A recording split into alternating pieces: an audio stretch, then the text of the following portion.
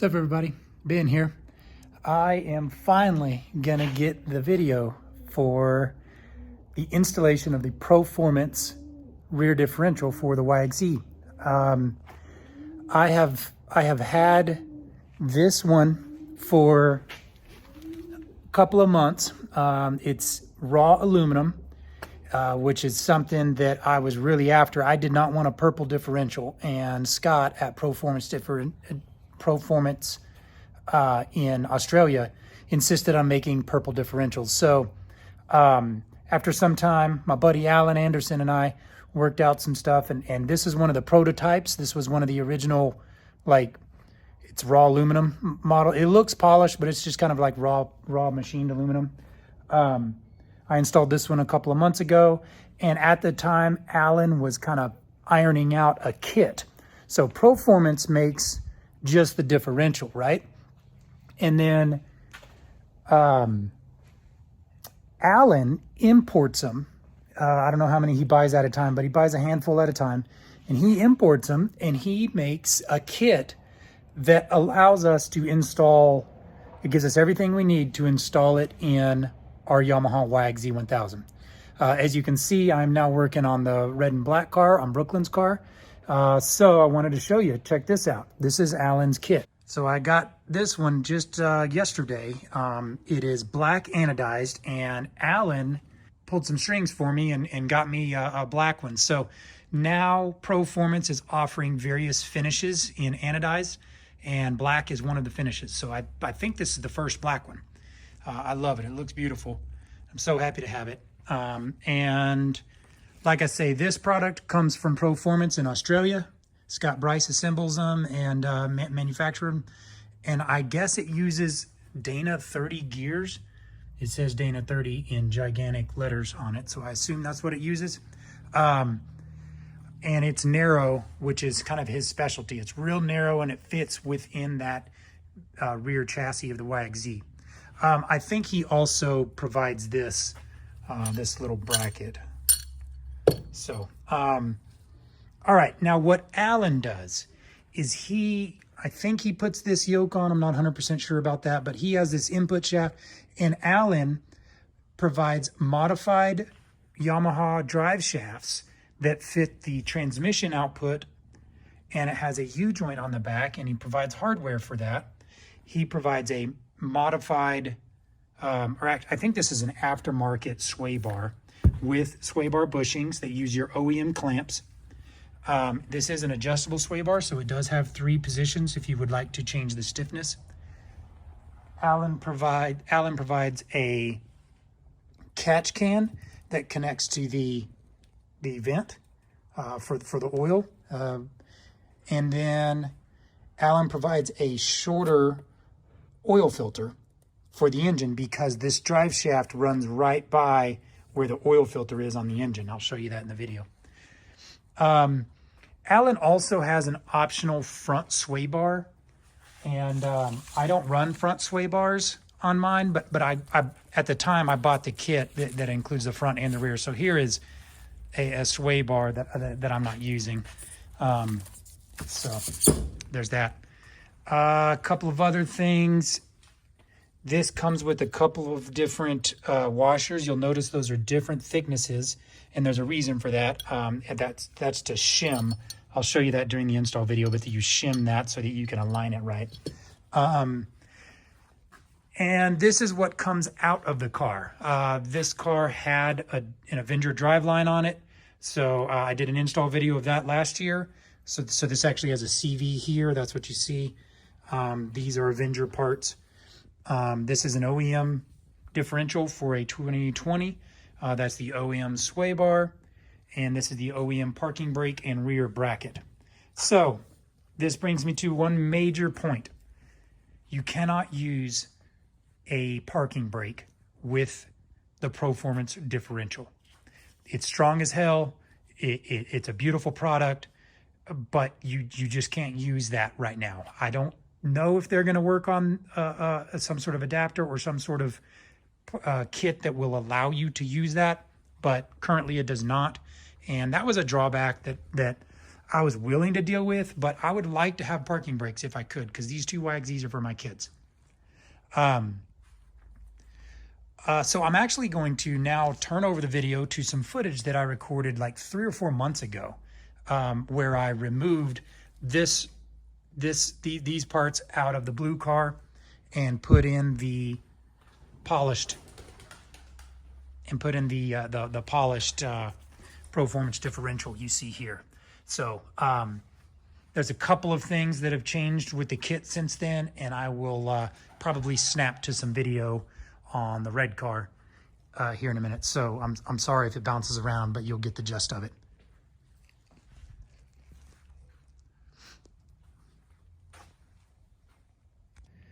Okay, everybody. So I'm getting started on this Proformance diff install. I gave you a walkthrough earlier over the actual products that are going in. I'm actually still waiting on a part, but I'll talk about that in a little bit. I got the wheels off. I took the skid plates off. That's just a bunch of 10 millimeters under the skid plates. I have done a separate video on the skid plate removal. It's just a bunch of 10 millimeters, but there are different types of 10 millimeter bolts, so you want to pay attention to that.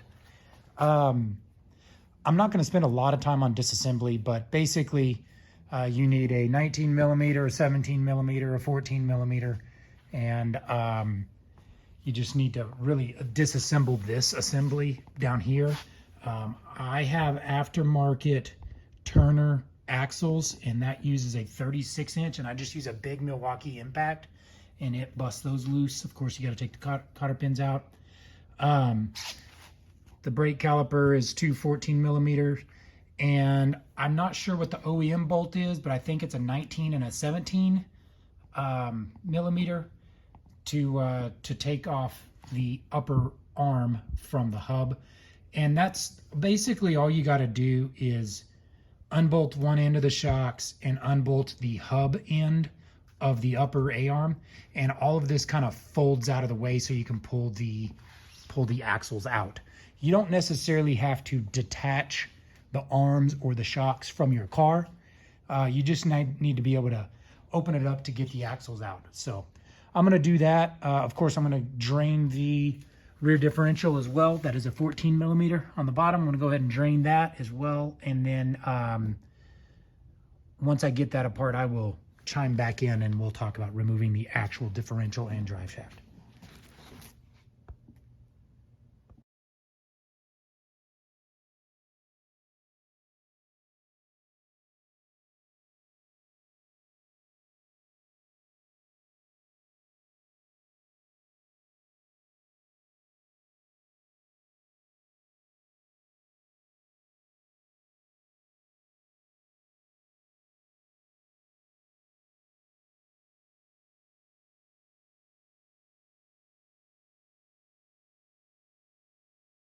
All right, so pulled out those axles, really just did the, took loose the 14 millimeters on the brake calipers, strapped up the upper A-arms.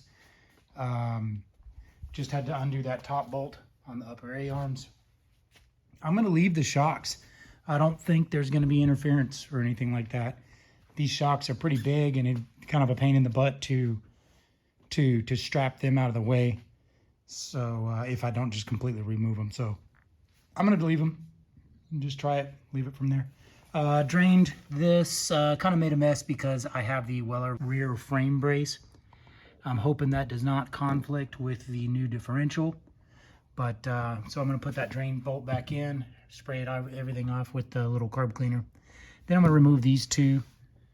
These are two 14 millimeter bolts to remove the factory parking brake caliper. And then just pull this little cable out of that loop there to remove that.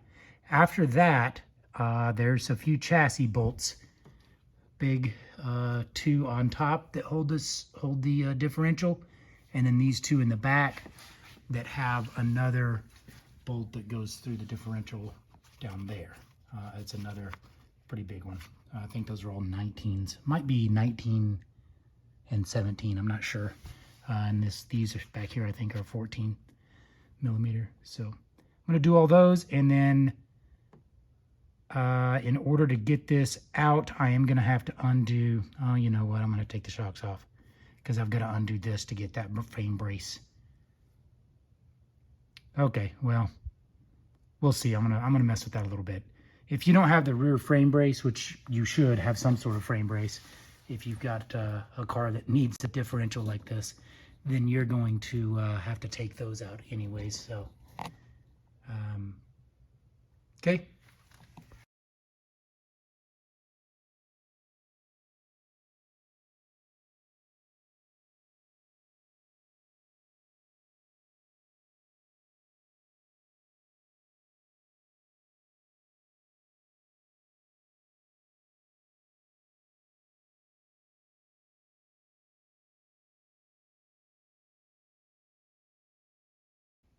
All right, so remove those bolts. I just kind of have it hanging by the two long bolts on top now, just kind of hanging there. So a couple of aftermarket things on this particular car, like I mentioned earlier, is the Weller rear frame brace. That requires this 10 millimeter Allen, or I just use this big, it's the ball head so that you can get a little bit of an angle on it. That's a nice piece. And then also this particular car has the Avenger driveline, which has a CV joint, which uses a 6 millimeter Allen head for these. I believe it's 6 bolts that go around that CV. So got to undo all of those before I can drop the differential and pull the driveline.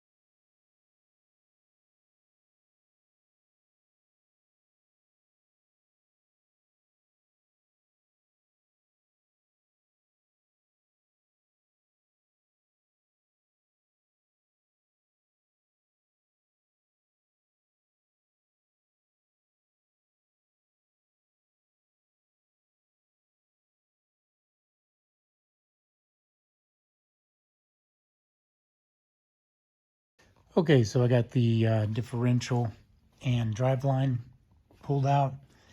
Now I'm going to remove the OEM sway bar. Your sway bar will be very similar to this. I do have aftermarket rear suspension arms and links from Weller Racing. It doesn't matter, same principle. You'll probably have different fasteners. So mine are these Allen heads, but those bolts are factory. Just a couple of clamps, a couple of bolts for the links, and pull that thing out.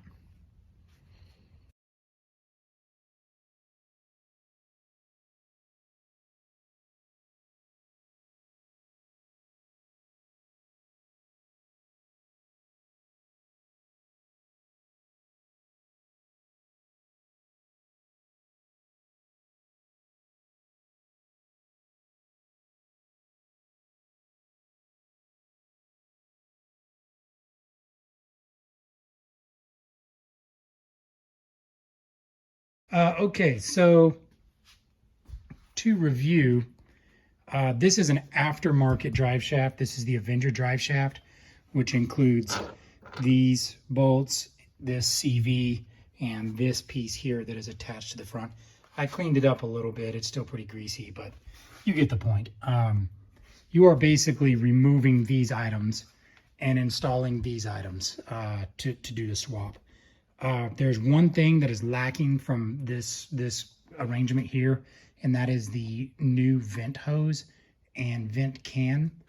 That's kind of a recent addition or a recent development.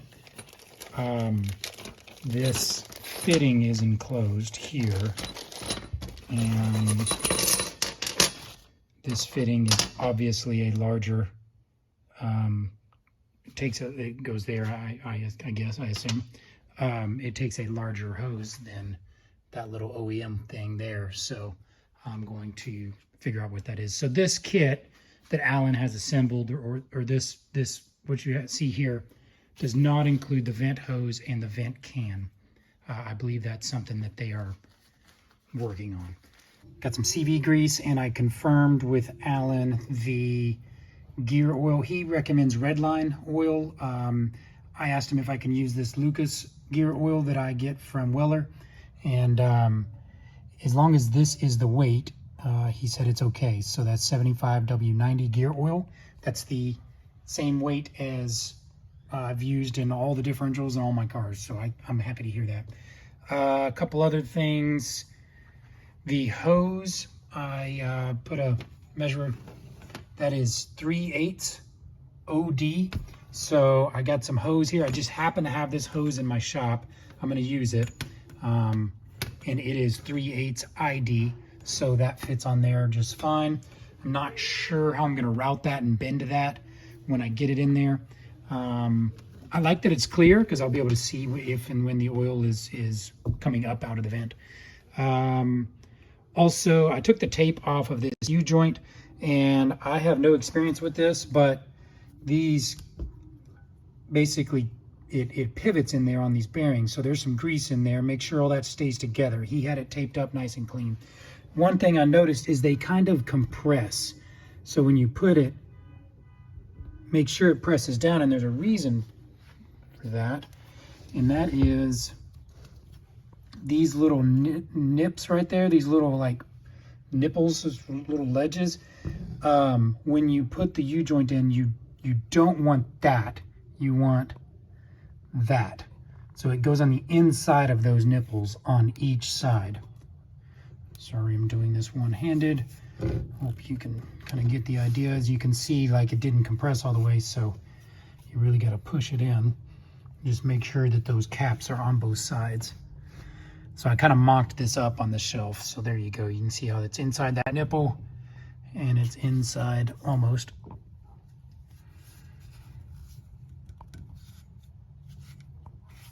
You get the point. Once it clamps down, it'll be on the inside of that. But the idea is that it's, there we go, that felt better. The idea is that it's on the inside of that nipple.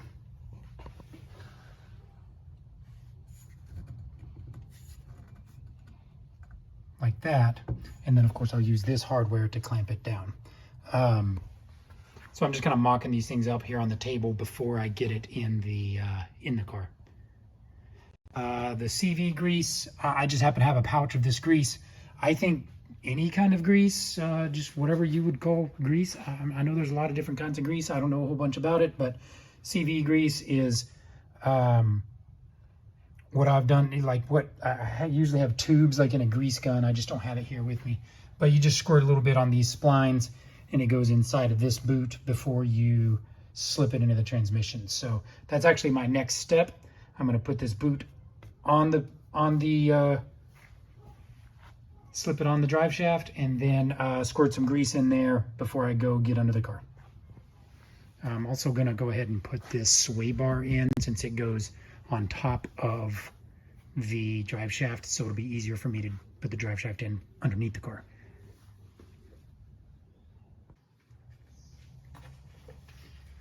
Okay, so I just smeared some fresh grease on the inside of that, and I also put some more around the outside of these. That's probably too much, but it's going to sling out from underneath this boot. You do have to slide the drive shaft in from the rear of the car.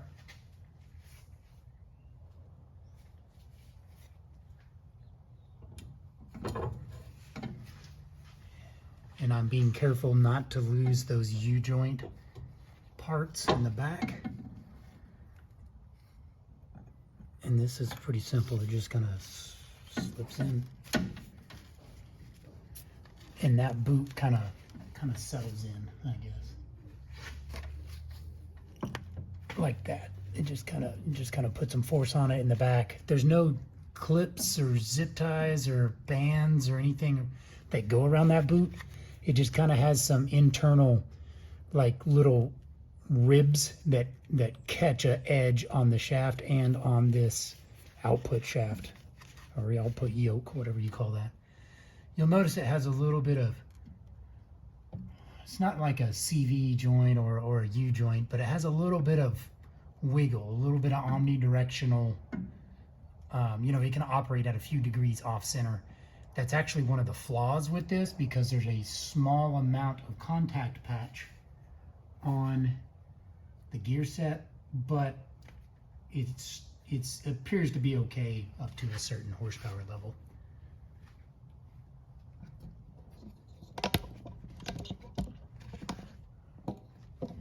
So from front to back, that's it, just laying in there. So sorry I didn't show you the path that I put it in there. I just kind of laid it in there. You have to put it in this direction, so from the rear of the car. All right, I think I'm going to go ahead and hang the differential next. I'm going to get this hose out of the way, and I can probably take off that plastic clip on the frame because that new hose is not going to fit in it.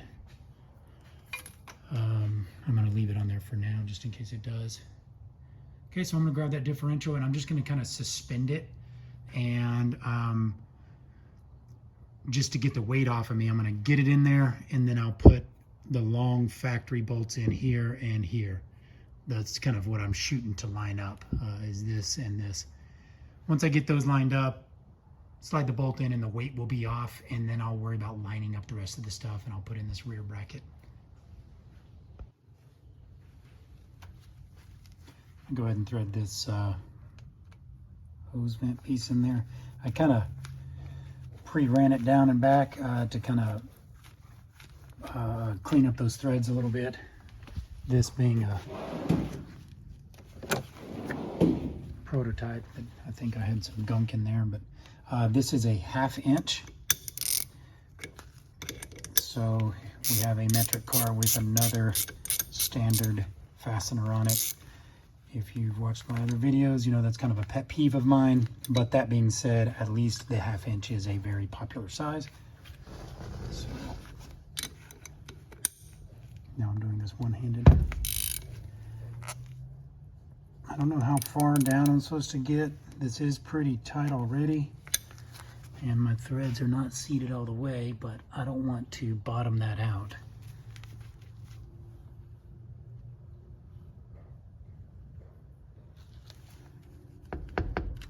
I'm gonna call that good. It feels pretty snug already. I don't want to strip out those aluminum threads.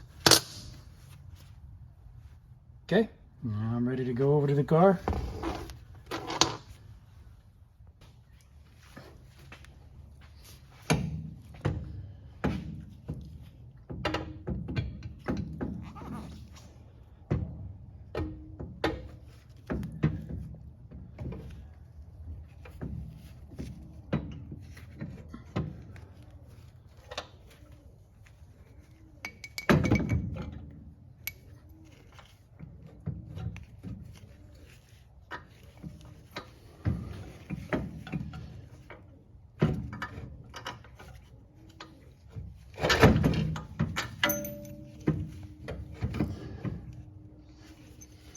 I highly recommend getting help, having a second person or a lift or something, a jack stand.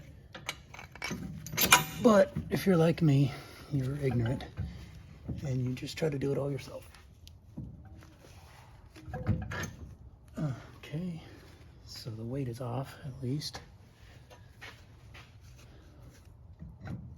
I'm hoping I can get this hung without having to line up that U-joint yet.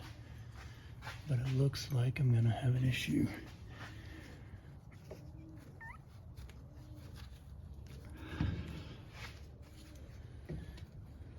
Man, this stuff is heavy duty.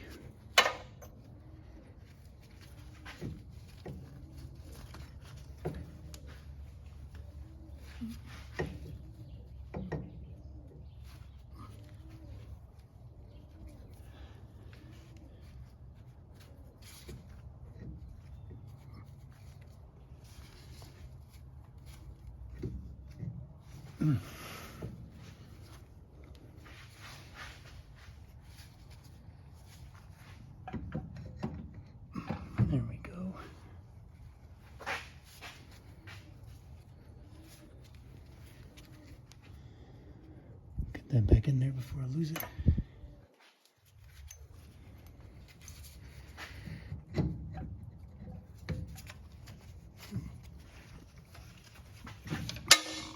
And I lost it.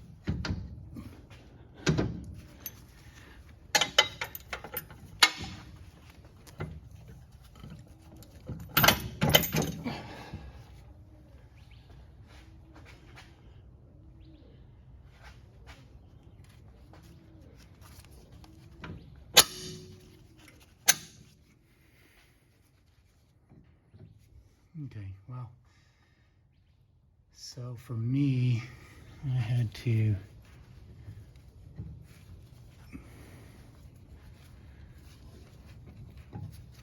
well, I don't know if that's going to be possible.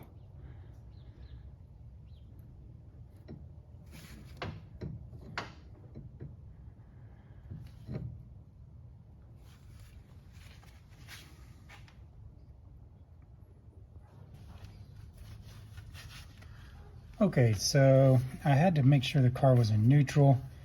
The differential is still loose. I just have it just resting on those two upper big bolts. And I did put the car in neutral so I can freely spin this. Took a little bit of finagling, for lack of a better word, but I was able to get this this U-joint in this kind of space here. And it was a task, but I got it in there. So now I'm basically going to make sure that both of these caps are on the inside of these little nipples like I was talking about earlier. So that one just seated. I'm going to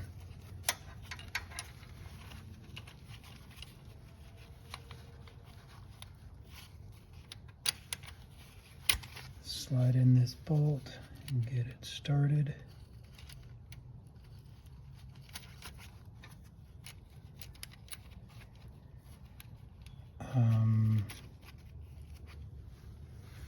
I'm guessing Loctite is a good idea on this. I'm not going to do that quite yet. I'm just going to kind of get them hanging in there. And it came out. So let me get this other one started.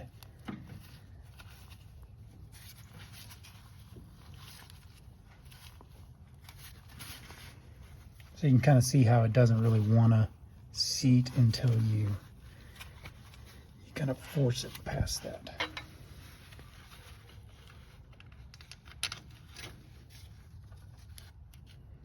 You know what? I am going to go ahead and get some blue Loctite. I'm not going to use red Loctite. I didn't get a recommendation, but I figure blue will be fine. These are bolts that I can see and I will inspect basically every time I ride.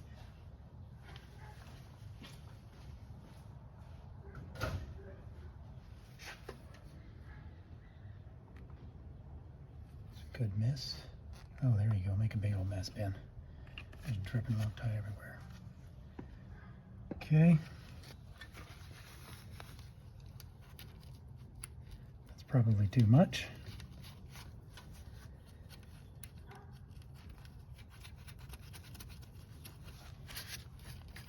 And this is a 1/2 inch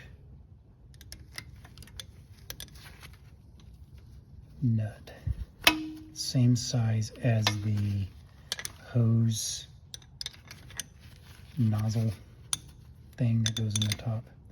Guys, I'm sorry, I don't know the technical terms for a lot of this stuff, so just roll with me.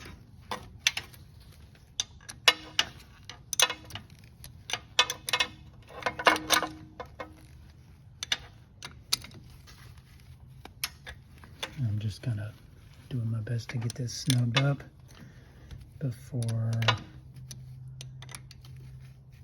I do the other one. I'm trying to keep equal pressure on both nuts at the same time as to not get one ahead of the other. As you can see, the space is kind of interesting to work in.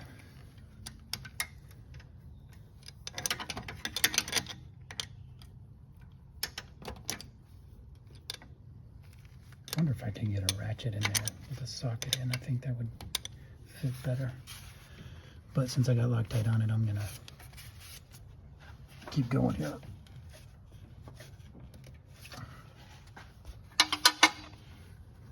Okay, so now for this side.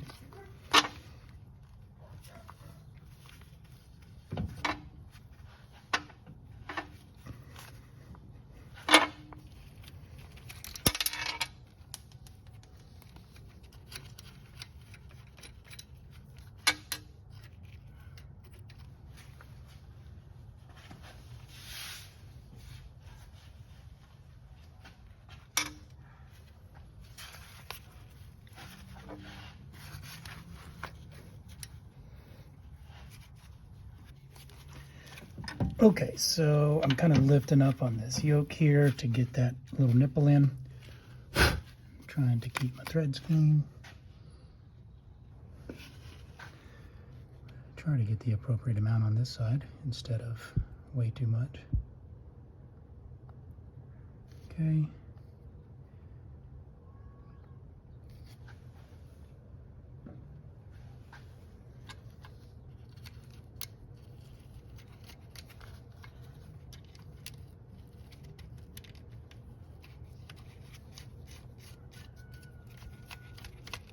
There must be a chicken in my neighborhood because it's cock-a-doodle-doing, or a rooster. All right, and so I got this little ratchet, little 1/4-inch drive, and it barely fits. This will make this a lot nicer and easier.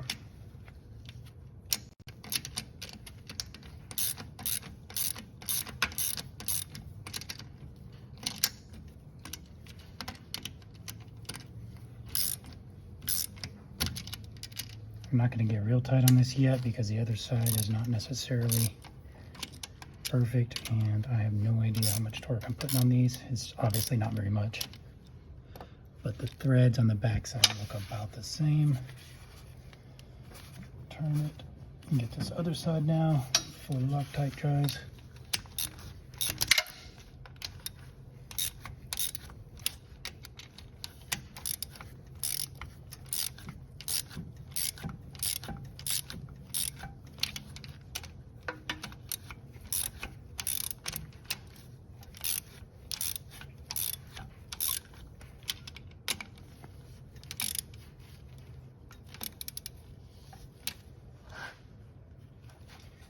Okay, just visually, I've got about the same amount of thread sticking out the back of every nut. So I'm going to kind of go around now, equally turning them. Oops.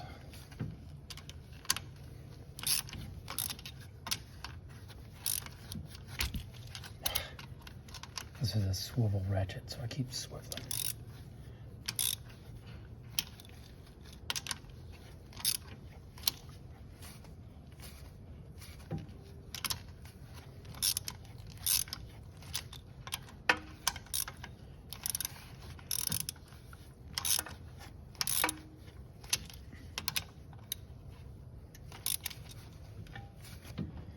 I don't know how much torque to put on these. I'm assuming you can't really get too tight on it though. This is a lot of very big, heavy duty steel parts. There's no aluminum or anything soft here to strip out, so I'm gonna just kind of go as hard as I can with this little ratchet, and then I might come back later with a torque wrench if Alan tells me I need to torque these to a certain amount.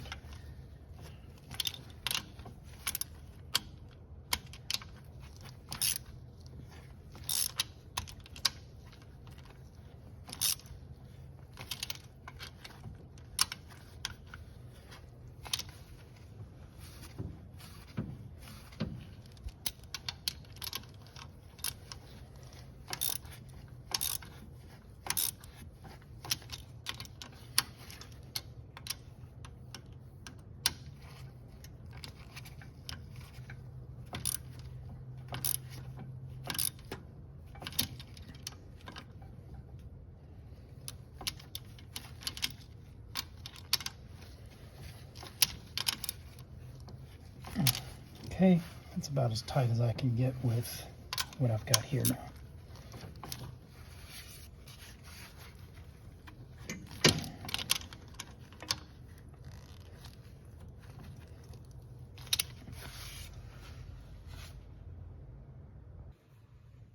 All right, so next I'm going to install this rear bracket. This is the hardware that it came with. He includes 3 bolts that are pretty obvious that mount in these 3 holes for the rear. I talked to Alan a little bit about this one. This bolt was included, but it was actually too small.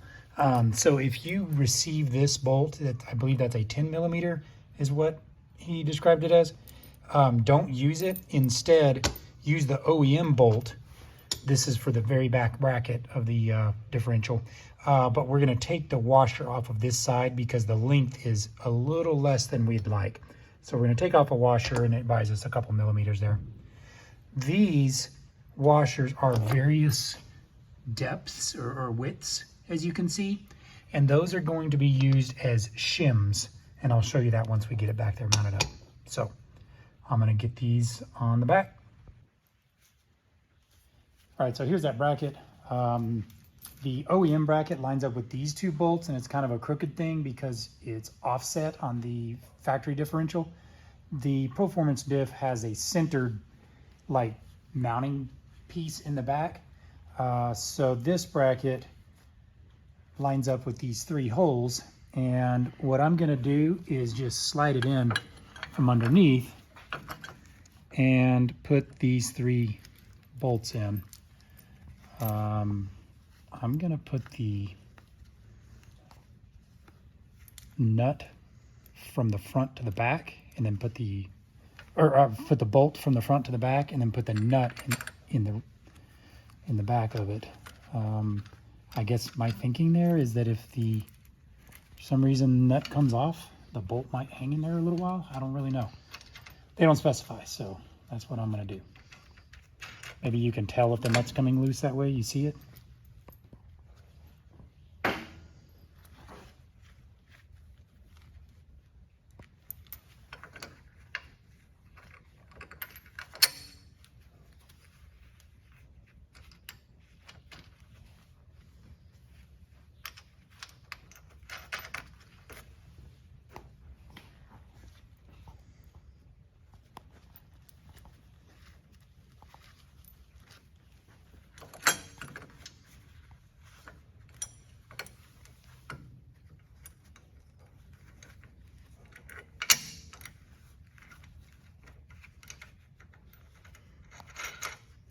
Okay, and I'm just going to leave those loose for now, and then I'm going to put the bolt through the rear differential. Okay, so I just got the factory bolt here. I'm just going to push it through the factory location over here. Everything is loose on purpose. Let me show you what these shim washers are for. So basically, I assume every car will be different by a little bit. All this is still loose, so I can't really tell you exactly where mine's going to end up, but the idea is that you fill this gap with those washers. So it's kind of a shim is how it works, is a spacer washer thing. So maybe your car can go more center, left, right, I don't know. Like I say, all of mine is still loose, so I'm going to kind of find what I think is the happy medium, and I would love to make it centered, and then put those washers in there. This is what I came up with. I used 2 of the thicker washers, and I'm hoping when I torque that down, it kind of squeezes it together because there is still gap in there, you can see. So I'm gonna mess around with just tightening that down and go from there. The book says 105 Newton meters on the factory spec, and I checked with Alan, and that's what he said is our torque spec. So everything's factory torque values. So I'm going to get the torque wrench and squeeze that down. Hopefully that takes out that extra little slack in there. But he did say the goal here is to tighten this first and then push up on the differential and then tighten these. The goal is to get the back of the differential as high as possible, because there's a few degrees of play in it. Well, I don't know if it's a few degrees, whatever it is. It's a little bit of play, and they want that to be high. Okay, so I torqued that to 105 Newton meters, which is the factory spec, with the one washer on this side, with the spacer washers in between the diff and the bracket, and it works out just fine. And as you can see, the OEM bolt is just long enough to come out the threads of that nut. So now I'm gonna torque these. This is a 17 millimeter, the included bolts with the Proformance diff, and factory spec is 55 Newton meters. Okay, so the rear mounting bolt and these three are torqued to spec. So the back end is tight. Made sure to push up on the differential in the back so that the front, like the yoke part, the input could kind of fall just a little bit. And here's the reason why. The clearance is extremely close on some of these things. So as you see, this U-joint is very close to the engine. And then I've also heard about the drive shaft getting close to the engine at some point as well. I would also like to point out that Alan sent a shallow oil filter with this, and I didn't know why at the time, but this is why. It turns out the factory oil filter is a little bit longer, and it's very close to this larger drive shaft. So it's important to make sure that the oil filter you have on your car before you install this drive shaft is, you know, a little bit, is that it has clearance and that you can unscrew it and get it off. So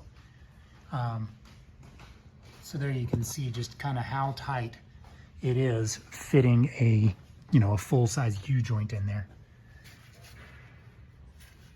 All right, so now I'm going to tighten these two chassis bolts to factory spec, and just using OEM hardware. So the bolts are already in, and so now I'm just gonna put the washers and nuts on and torque them to spec. Torque for that is 105 Newton meters, just like that rear bracket bolt. Here, I'll hold on this for a second if you need assembly and disassembly, kind of a diagram and torque values. Keep in mind, this is the OEM book, so you're looking at the OEM diff and drive shafts, which is not what we're reinstalling here. But you'll need these torque values. Okay, so all the OEM bolts are torqued to the OEM spec in all the places. So these, just to review, these are 17 millimeter nuts and bolts, torqued to 105 Newton meters. This is a 17 millimeter OEM bolt torqued to 105 Newton meters, and we left out the washer on the bolt side. We left the OEM washer on the nut side, and then it has the spacer washers inside. These are the aftermarket bolts torqued to OEM spec, which is 55 Newton meter, and those are all 17 millimeter nuts and bolts as well. Okay, so now it's time to slide in axles. I have confirmed everything clears. I'm just spinning this by hand and making sure that everything feels like it spins freely. You can see the splines moving the way they're supposed to. So, yep, that's that. Ready for axles, or, you know, we could do the, actually, I'm gonna do the sway bar next. So let me get that mocked up. Okay, excuse the rain noise. This is the sway bar that's included. It's important that the bend is on the low side because the sway bar goes under the drive shaft, and the bend kind of dips under it. It's kind of awkward to slide it through here, but I find success going through the passenger side.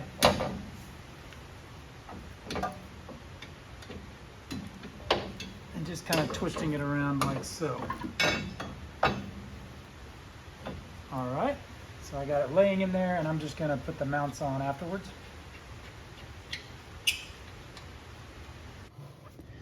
Okay, so the sway bar mounts are torqued to OEM spec, and now I'm just gonna reattach these sway bar links. These are aftermarket links, so Weller specifies 65 foot-pounds.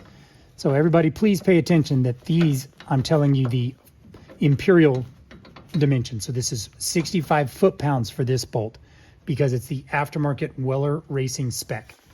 All the other torque values I've given you in the whole video have been OEM spec, which is the metric measurement of Newton meters.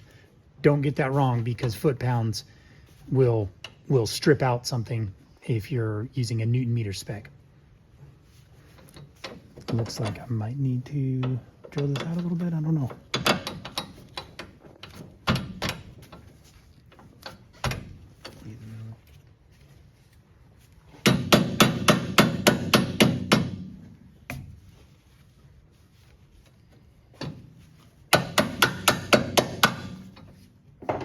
It's tight, but that's a good thing. And I'm using the loosest setting. There's 3 holes on the anti-sway bar that Alan provides here, and I like that because I prefer a pretty. I don't run a front sway bar at all on a sand car, and then in the rear I just kind of have the minimal interference, and that's because I like to have a lot of articulation when duning.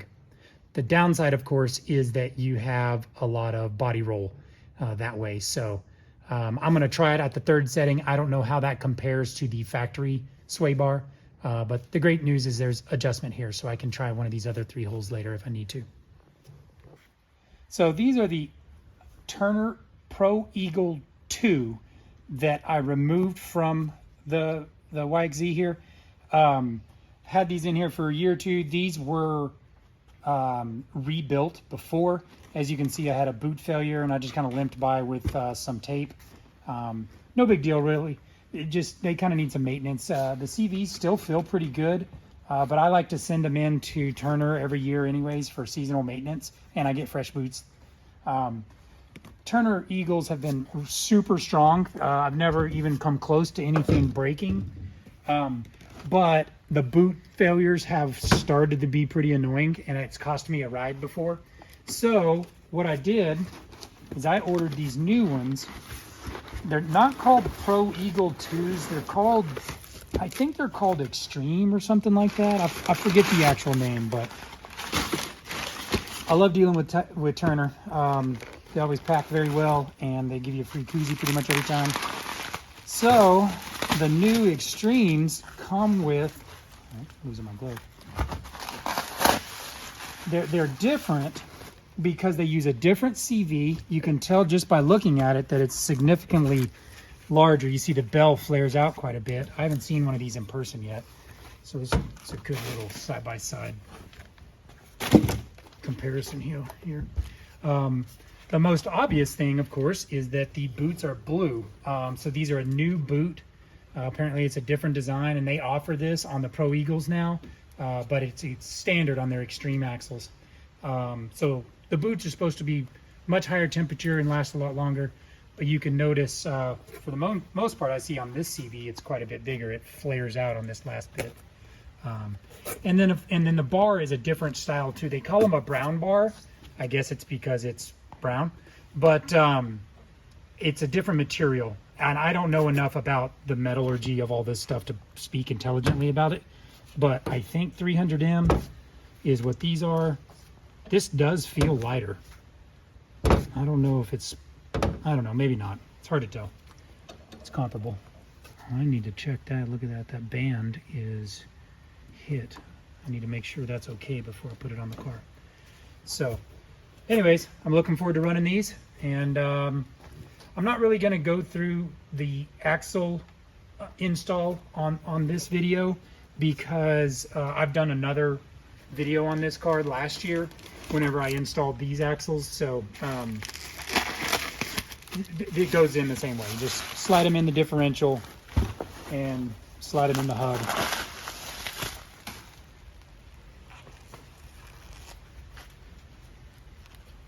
Yeah, this one looks good. I tell you what, let's go ahead and just slide one in so you get the gist of it. They include fresh nuts every time. It's nice. Okay, So I like to start with a little bit of gear oil on the splines. Just make sure they're clean. And I just put a few drops down it and rub them around. You don't really have to you're not lubricating all of it now, because once you fill the differential will get it everywhere, but just kind of rub it along. If anything else, it just helps you get it in here now. You got to get past this snap ring at the end, or that C-clip, or whatever they call it. Sometimes that's hard, sometimes that's easy. And you kind of want it to have a little resistance, because that means your axle is going to stay in there better.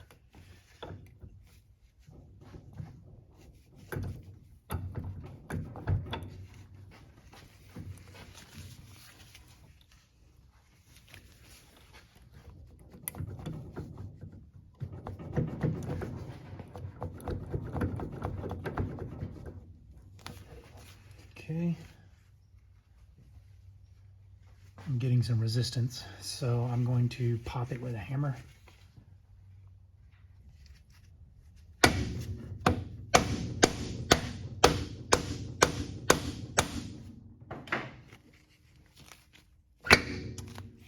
Ha! Finally. That feels good.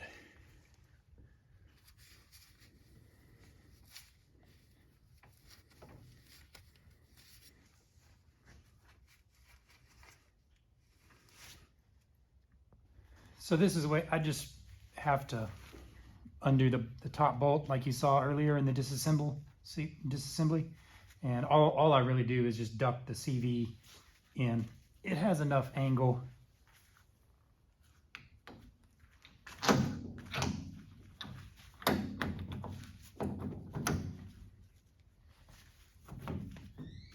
that you can slide it in like that. Perfect.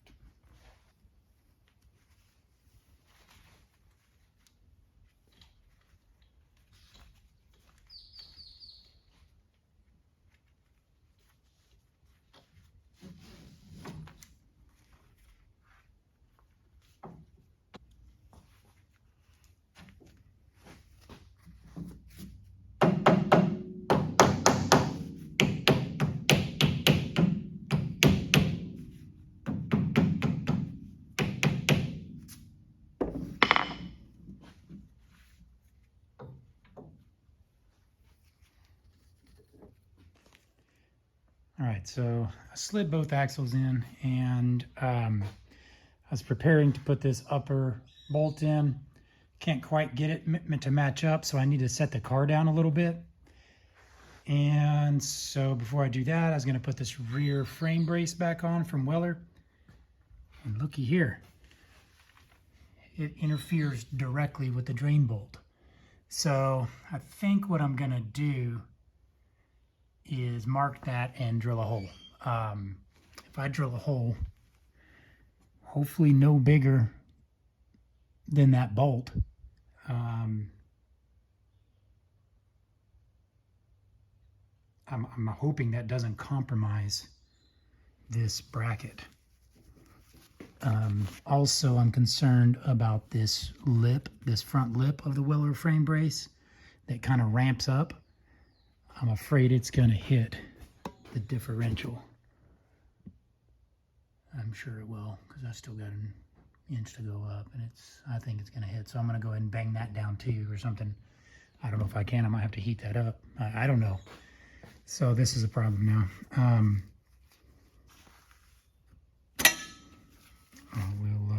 So there's my mark. Yay. I'm going to drill a hole and see what happens. Okay, everybody, so it looks like this is going to work. Test fit it. So this is the Weller rear frame brace. It interferes with the Proformance differential in two ways, one of which is the drain plug is exactly in the wrong place for this to work. So I marked it the best I could and drilled this hole, which is, I believe, slightly bigger, like 1 millimeter bigger than the actual drain plug on the Proformance diff. So if it's aligned just right, it should fall through that. It probably won't, and it usually make a big mess every time. But the point is it is accessible and trainable, and with this still in there. Another problem was the front of the Weller rear frame brace kind of has this little bent angle that kind of does a kind of a skid type thing. Well, it had quite a bit more angle to it. So what I did is I put it in a press and just kind of flattened it out between a couple of pieces of big steel. I can't do without this now. So I have to have this on my YXZ, because when installing these, you cut some of the factory gusseting. And so I'm modifying it to make it fit with the Proformance diff. If you have a rear frame brace, because there's a few different models on the market, Weller is just one of a few different ones out there. If you have a rear frame brace, you need to check your clearances and stuff before you finish up your Proformance diff install, because there might be some things, especially if you have a weld-in one, or if you have one that does like it takes up some of the space between the frame and the rear differential. That would be a problem. Okay, so I'm gonna just go put this on the car now.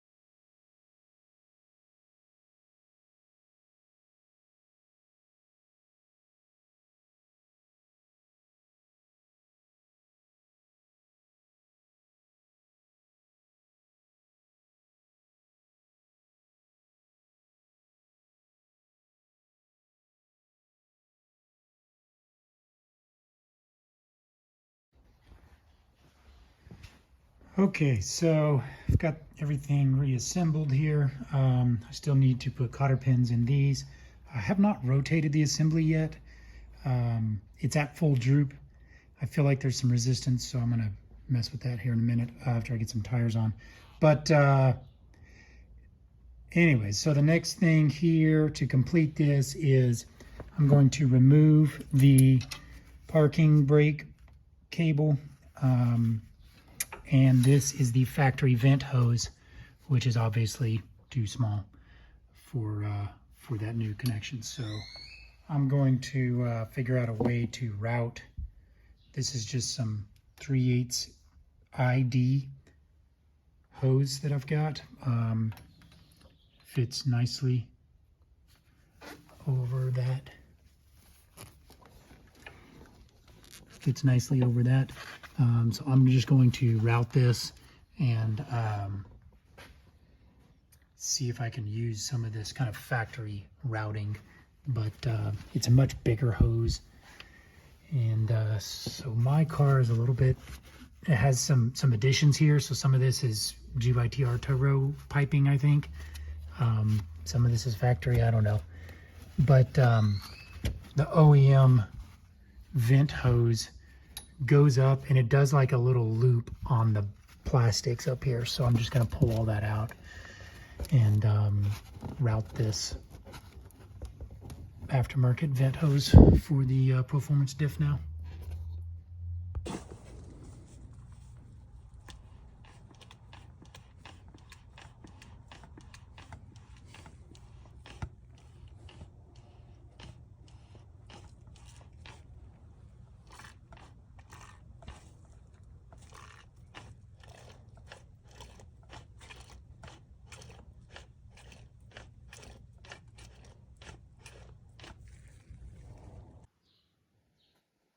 All right, so I've got it on the ground, reassembled everything, put some wheels on it. These are just temporary wheels. Ready to do kind of some break-in. I put some oil in it. I used the Lucas oil, gear oil that I normally use in differentials. And I'm not sure about that vent hose. I don't like that it's zip tied. I don't like that it has a little bit of a kink in it. And I really don't like that it's that close to the exhaust. So I'm gonna have to keep an eye on that. I just kind of routed it through and around. It comes out there and then just goes up and does a loop. That doesn't really have any suction on it. It's really just there for airflow. Now there is a potential for oil to start pushing up out of the differential and go down that hose. That would be a lot for it to go all the way up and out that hose. But I've heard of that happening with this differential. I don't ride Baja 1000, so I doubt that's ever gonna happen to me. Long story short though, I am going to look for a catch can or some sort of a, at least a breather filter to put on the end of that hose. But I'm trying to get some, a little bit of break-in time in. So I'm going to go drive around for 5 minutes and begin break-in for these new axle boots.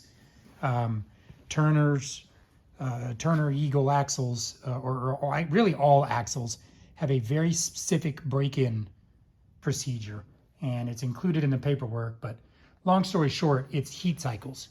You cannot put in a fresh axle and just go start driving. You have to put in a fresh axle or fresh boots, whatever, and you need to go drive for 5 minutes and stop. So I'm gonna go just cruise around my neighborhood and make a block or two and then come right back. And those boots will blow up like a balloon if you don't watch out. So that's normal for break-in to blow up a little bit. You don't want, it's okay if they inflate some, but you don't want them to pop. And that's what happens if you hit them too hard, too fast. So anyways, the differential looks spectacular. I am really impressed with the build quality and everything. I love the looks of it. I think my clearances are just fine. My only concern was clearance was with the axle CV angles. I'm a little bit concerned that at full droop, my CVs are gonna bind up because these axles, I think are the same as the axles I had in here before as far as clearance angles or CV angles. So I think they're okay, but I'm not sure about that. I wanted to kind of roll it around a little bit. And I took the center caps off of these wheels just temporarily so I can keep an eye on that lock nut. It does not have a cotter pin in it. I will put a cotter pin in it after I go around the block, and I'm going to retorque those and then put a cotter pin in. So ready for the first ride. Okay, so I've had this differential in both of the YXZs here for a few rides now, and I wanted to show you this is the catch can. There's a factory canister behind a plastic cover here that that has been eliminated on this car. So this plate is the factory plate, and the mounting bolts for the cover are still here. So I put the cover on it, but that's the catch can now for the oil venting, I guess, or it's the vent. So here's a 3/8 hose. It's the vent for the Proformance differential. It's designed to flow air as the heat goes in, as the heat builds up inside the differential.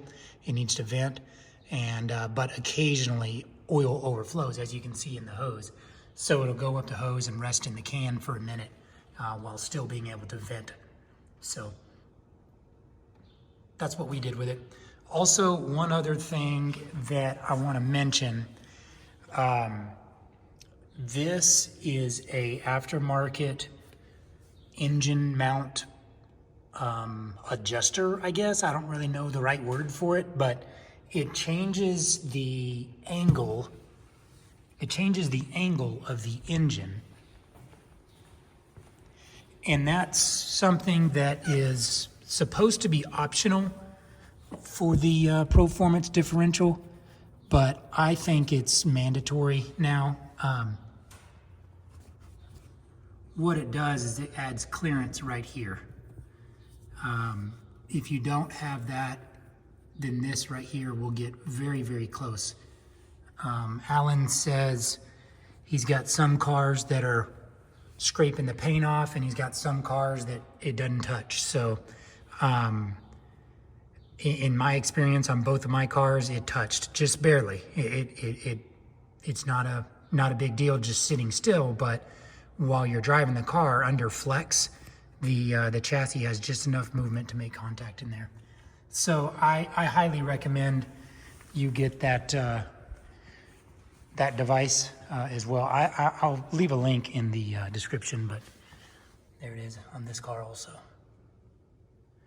So there they are, Proformance differentials, imported from Australia with Alan Anderson's kit, if you will, that includes the drive shaft and all the other accessories necessary to complete the install. Solid product, I think, very strong, very heavy duty, and with Alan Anderson's work getting this product ready to market, it's a good combination, I think.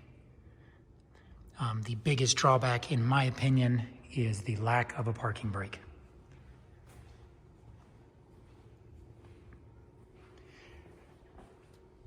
That's it. Thanks for watching. Like and subscribe if you'd like to see more content.